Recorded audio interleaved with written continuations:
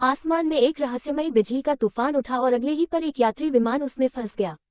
कुछ देर बाद जब विमान उस तूफान से बाहर आया तो पायलटों ने देखा कि रेडियो सिग्नल काम नहीं कर रहा है और जीपीएस भी गायब है।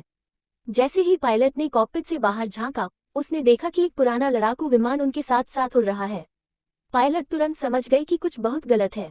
उन्होंने फौरन विमान नीचे की ओर मोड़ा, लेकिन जो नज़ारा उन्होंने देखा वह यकीन करने लायक नहीं था। चारों ओर पुराने जमाने के फाइटर प्लेन उड़ रहे थे। गोलियों की आवाजें गूंज रही थी, आसमान धुएं से भर गया था और पूरा शहर बमबारी से तबाह हो रहा था।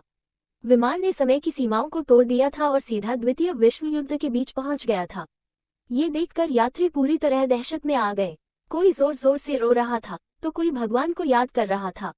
अचानक वही विश्व युद्ध का फाइटर जेट फिर से उनके पीछे आ गया। कप्तान ने बिना वक्त गंवाए तुरंत लाइटें बंद कर दी, लेकिन उससे पहले ही उस फाइटर जेट ने हमला कर दिया। कप्तान ने तुरंत विमान को तेजी से नीचे गिरा दिया। पूरा विमान यात्रियों की चीखों से गूंज उठा। अब विमान जमीन से सिर्फ 800 फीट ऊपर था।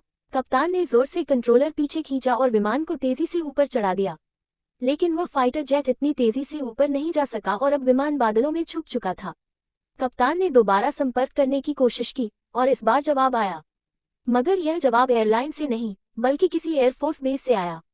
कप्तान ने बताया कि उसके सभी उपकरण बंद हो चुके हैं, ईंधन भी लगभग खत्म होने वाला है और केवल रडार ही काम कर रहा है। तभी दो इतिहास के प्रोफेसर हाफ